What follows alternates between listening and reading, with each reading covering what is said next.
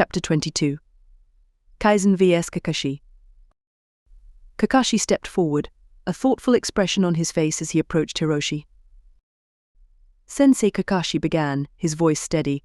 Would it be okay for Kaizen and me to not hold back in our match? We won't try to seriously harm each other, but some minor injuries might occur. Hiroshi was taken aback by the request but sensed no malice in Kakashi's words. Instead, he saw a genuine desire to test his limits. "Are you sure about this, Kakashi?" he asked, his tone cautious. Kakashi nodded confidently. "Yes, Sensei, I believe it would be beneficial for both of us." Hiroshi turned to Kaizen, who was watching the exchange with interest. "Kaizen, are you okay with this?" he asked. Kaizen tilted his head to the side, a friendly smile playing on his lips. "Is that really what you want to do, Kakashi?" he asked. "Of course," Kakashi replied, his eyes gleaming with excitement. Kaizen's smile widened as he got into his stance. "Very well then," he said. The two boys faced each other, performing the seal of confrontation.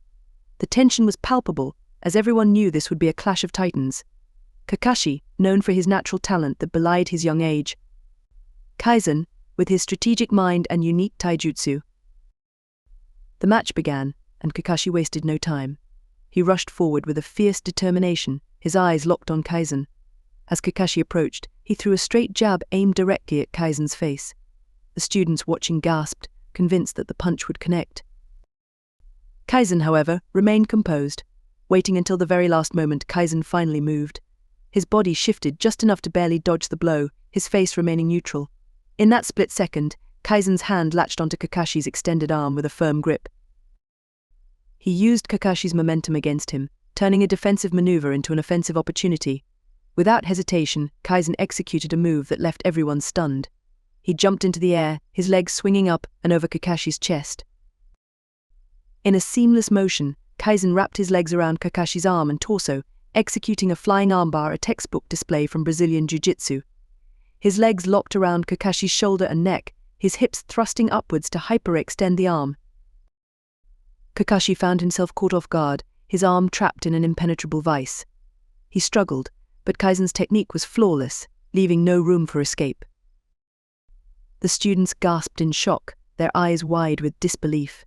Even Hiroshi, who had seen many styles of fighting, was taken aback by the sheer precision and suddenness of the move. Kaizen's hold was perfect. Kakashi was immobilized, his mind blanking out as he tried to comprehend what had just happened. The match, which had only lasted seconds, was decisively over. Hiroshi quickly stepped forward, raising his hand to signal the end of the match. "Enough." "Kaizen, release him," he commanded, his voice a mix of surprise and approval.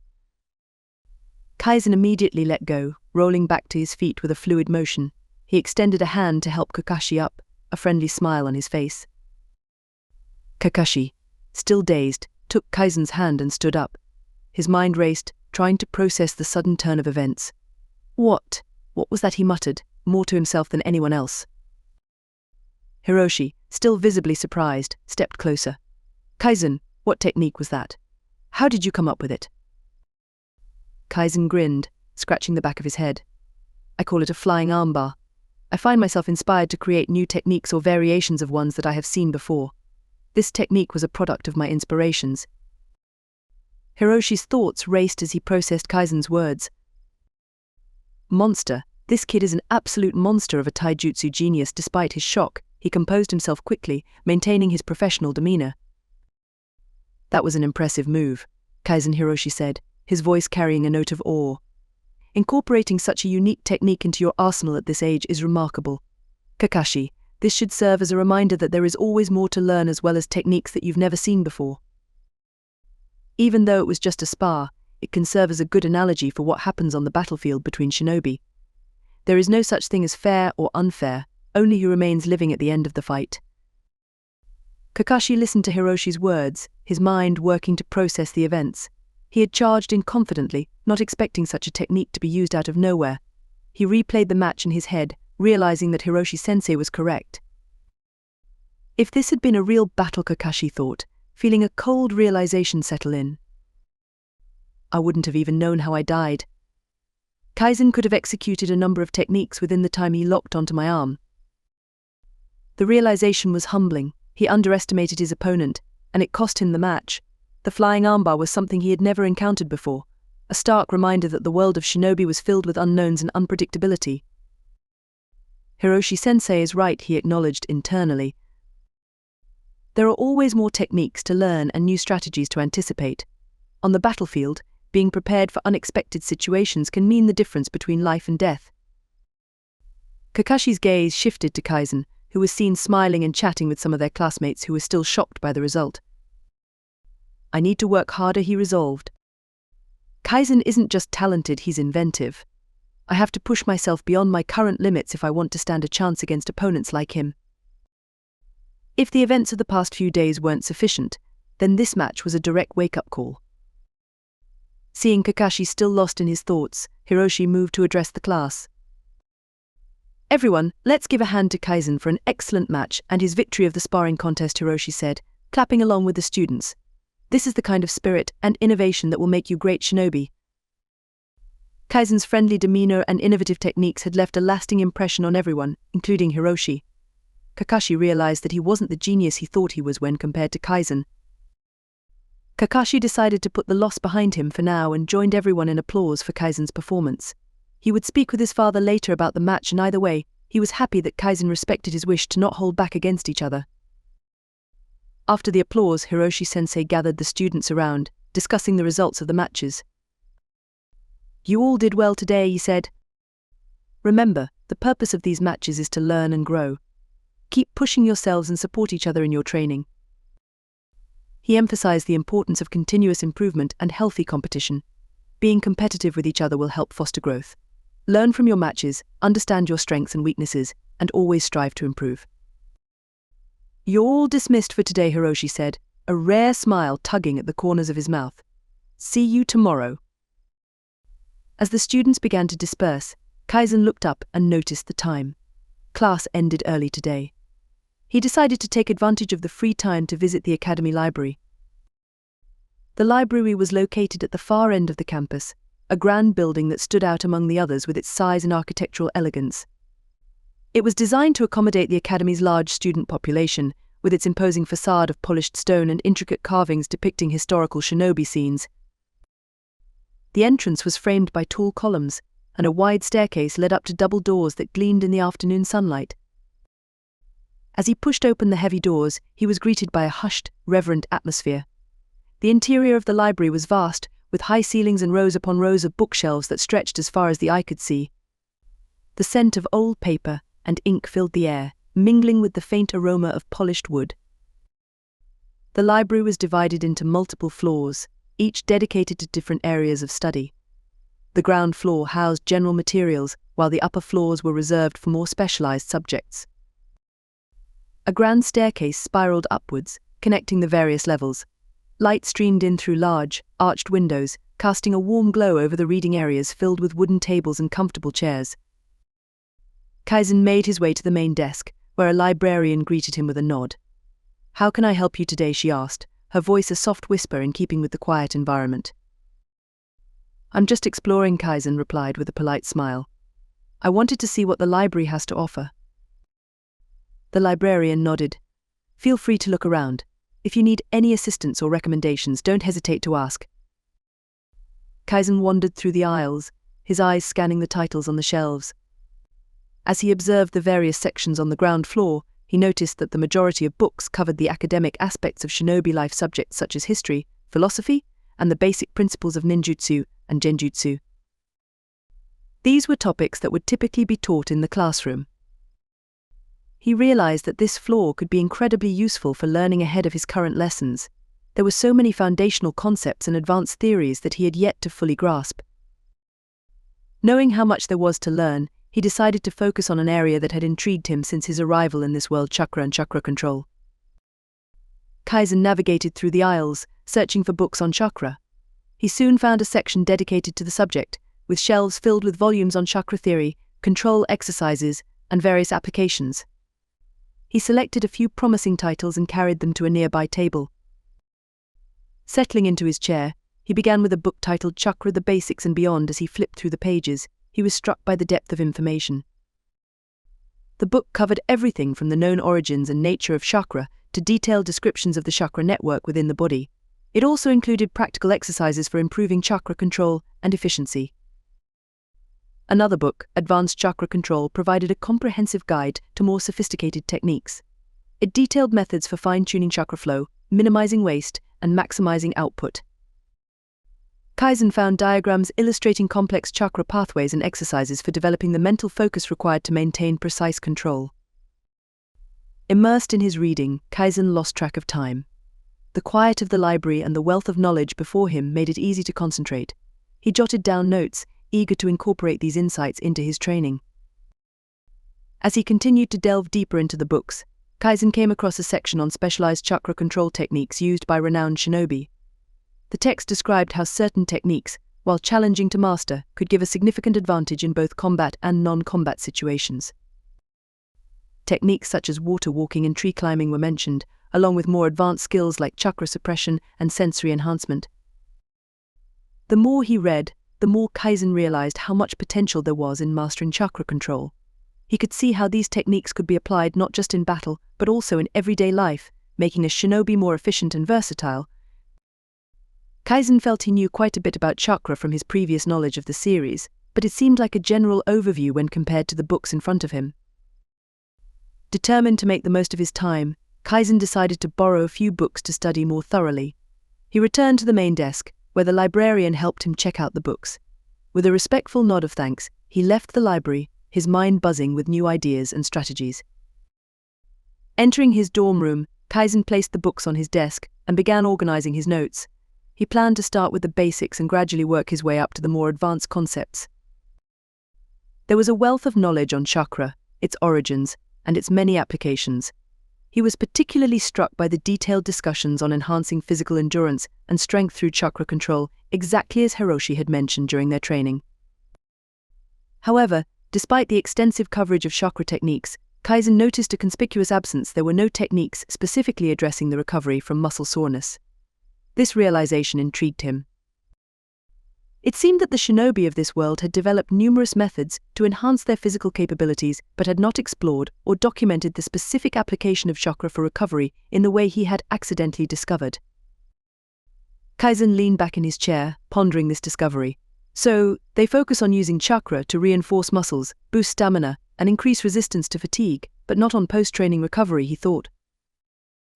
It makes sense, given the emphasis on immediate performance and combat readiness. But my approach to alleviating muscle soreness could complement their techniques perfectly. Kaizen felt a thrill of excitement. These books could provide him with an opportunity to innovate, to blend the best of what he knew from his previous life with the advanced chakra techniques of this world. Kaizen went back to the basics of the chakra book and flipped through its pages until he found the section discussing the chakra network. As he read through the intricacies of chakra flow, he focused intently on the parts that mentioned the tenketsu points, the critical nodes within the body that governed chakra circulation. The book detailed how tenketsu points acted as gateways, regulating the flow of chakra throughout the body. It explained that mastering the awareness and control of these points was crucial for advanced chakra techniques. The description of detecting these points involved deep meditation and focused internal visualization, practices that required immense concentration and patience. Kaizen compared the book's methods for circulating chakra with his own techniques. Kaizen realized that while his approach had been effective, it lacked the nuanced control described in the text. Determined to refine his skills, Kaizen decided to meditate. He focused on his breathing, drawing deep breaths in through his nose and exhaling slowly through his mouth. With each breath, he visualized the chakra flowing from his core, spreading throughout his body like a calm, steady river. As he meditated, Kaizen tried to sense the tenketsu points within his body. He visualized his chakra network as described in the book, focusing on the major nodes and attempting to map them mentally. Initially, it was difficult. The points were elusive, like trying to find stars in a cloudy night sky. But he persisted, gradually feeling subtle pulses of energy in specific areas, marking the locations of his tenketsu points. Time seemed to stretch as he remained in meditation, his focus unwavering.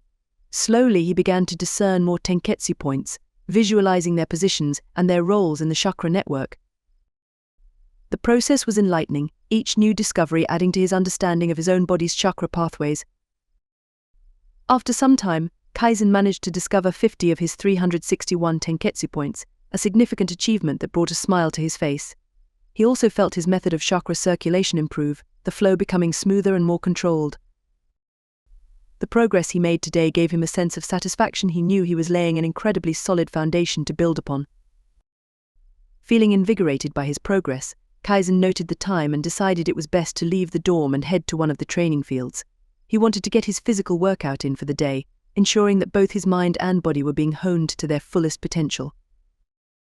As he approached one of the training fields, he could see several other students practicing their techniques. Kaizen chose a quieter corner of the field, setting his bag down on the ground. Kaizen decided to start his workout by applying the chakra circulation method Hiroshi-sensei had mentioned, along with what he read in the library. He focused on enhancing his muscle performance, stamina and resistance to muscle fatigue.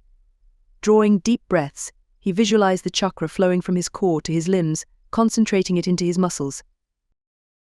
For the first several minutes, it was challenging to maintain a steady flow of chakra to the specific muscles he intended. He could feel the energy slipping away, dispersing before it could fully enhance his movements. But Kaizen was nothing if not persistent. He adjusted his breathing and concentration, gradually feeling the chakra settle more firmly into his muscles. After about 20 minutes, Kaizen finally got the hang of it. He felt a noticeable difference as the chakra enhanced different parts of his body. He started testing the effects right away. The books he read in the library initially described circulating chakra throughout the entire body to enhance every muscle simultaneously. This made sense for those who lacked detailed knowledge of anatomy and physiology. Without an intimate understanding of which muscles were used for each activity, targeting specific muscle groups could result in harm rather than improvement. Kaizen, however, aimed to take a more targeted approach. Understanding the principles of muscle anatomy from his previous life, he decided to experiment with enhancing individual muscle groups with his chakra. First, he focused on his legs. Bending his knees slightly, he visualized the chakra flowing into the key muscles involved in jumping. He directed the chakra to his quadriceps, the large muscles at the front of his thighs responsible for extending his legs. He then concentrated on his hamstrings, the muscles at the back of his thighs that helped with leg flexion and hip extension. Next, he visualized the chakra moving into his calves, specifically the gastrocnemius and soleus muscles, which played a crucial role in pushing off the ground.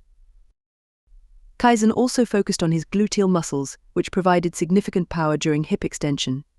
Additionally, he channeled chakra into his core muscles, including the rectus abdominis and obliques, to ensure stability and control during the jump. As he prepared to leap, Kaizen mentally mapped the biomechanics of the movement. He knew that powerful jumps required a coordinated effort of multiple muscle groups. His quadriceps and glutes would generate the primary force, extending his hips and knees. His calves would provide the final push-off, propelling him upward. His core muscles would stabilize his torso, ensuring a controlled and balanced ascent. With the chakra enhancing each muscle group, Kaizen bent his knees and then sprang upward. The combined strength of his chakra-enhanced muscles propelled him higher than ever before. He felt the exhilarating rush of the wind as he ascended, his body moving with unprecedented power and grace. As he reached the peak of his jump, he marveled at the view from above, feeling weightless for a brief moment before gravity pulled him back down. He then landed smoothly, the impact absorbed by his chakra-enhanced muscles. His quadriceps and hamstrings cushioned the descent, while his calves and core stabilized his landing. The entire process felt fluid and controlled, a testament to the effectiveness of his targeted chakra enhancement. With a smile tugging at his lips, Kaizen decided to follow the same approach for other movements. Next, Kaizen turned his attention to his speed. He began with a series of rapid kicks, his legs moving faster than they ever had. The kicks sliced through the air with a sharp whoosh, each one precise and powerful. Then he transitioned to punches, channeling chakra into the appropriate muscle groups. His fists moved like blurs, the punches fast and strong. To test his running speed, Kaizen positioned himself at one end of the training field. He took a deep breath, visualizing the chakra flowing into his legs and core, then took off. The ground blurred beneath him as he sprinted across the field, the wind whipping past his ears. He felt lighter and faster, his enhanced muscles propelling him forward with unprecedented speed. While he was sprinting, a few students who noticed couldn't help but watch after noticing his speed. However, some of them broke out in conversation with puzzled expressions on their faces. "Why is he running like that?" one student asked, frowning. I'm not sure, another replied, equally perplexed. It looks a bit strange. He is swinging his arms during his running instead of letting them hang behind him. How weird. Kaizen's running form indeed differed from the typical shinobi sprint, where the ninja run with their arms trailing behind them to reduce wind resistance and streamline their movements. His method, while unconventional in their world, was rooted in the efficient mechanics he knew from his previous life. Swinging his arms provided balance and helped propel his body forward, ensuring each stride was powerful and controlled. In the Naruto world, the traditional shinobi sprint was primarily designed for speed over long distances, relying on chakra-enhanced bursts of energy and agility.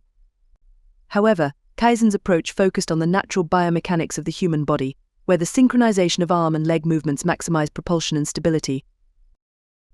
As he ran, Kaizen felt the efficient transfer of energy through his body. Each swing of his arms helped counterbalance the movement of his legs, allowing for a smoother and more powerful stride. His legs pumped like pistons, the chakra-enhanced muscles working in concert to propel him forward with remarkable speed. Kaizen, unconcerned with the other students, continued to practice, alternating between different techniques and movements. He would sprint across the field, then jump high into the air, followed by rapid sequences of kicks and punches. Each time, he directed chakra to the specific muscles he needed, feeling the immediate boost in performance. The more he practiced, the more natural it felt, and the more efficient his chakra usage became. He noticed that the enhanced stamina allowed him to sustain high-intensity movements for longer periods without feeling the usual fatigue. He was able to maintain his top speed for extended sprints and deliver powerful kicks and punches in rapid succession without losing strength. Kaizen, after feeling comfortable with the enhanced movements and his application of circulating chakra into his muscles for enhancement, decided to change his approach. As effective as the chakra-enhanced movements were, he realized that relying solely on them during his workouts wouldn't give his muscles the exhaustive training they needed to become stronger. He made a mental note to practice the chakra-enhancing techniques regularly so they would become second nature to him, ready to be used instinctively in battle. As he moved through his workout, Kaizen also practiced the technique he had learned from Hiroshi-sensei. He practiced the rooted stance, feeling the stability it provided, and experimented with integrating it into his martial arts techniques. After fully grasping all of the movements with a honed ease, he would later move on to utilizing chakra in the stance, but he understood he would need time to get there. Not to mention, he didn't know every detail of the stance, only what was shown by Hiroshi-sensei today. Occasionally he paused to take deep breaths, visualizing the chakra within him, and reinforcing his mental map of his currently identified tenketsu points. He understood that knowing the locations of these points would be crucial for future techniques, and for improving his overall chakra control. By the end of his workout, Kaizen was drenched in sweat, and his muscles were thoroughly exhausted. He felt a deep sense of satisfaction, knowing that he had made good progress today. He had improved not only his physical strength, but also his understanding of his own body and chakra. Speaking of which, Kaizen had also exhausted his chakra through continuously recovering his muscles when they became too fatigued. Now, he was ready to get cleaned up and eat a good meal. Afterwards, he would meditate before bed and prepare for what he wanted to work on during his lucid sleep.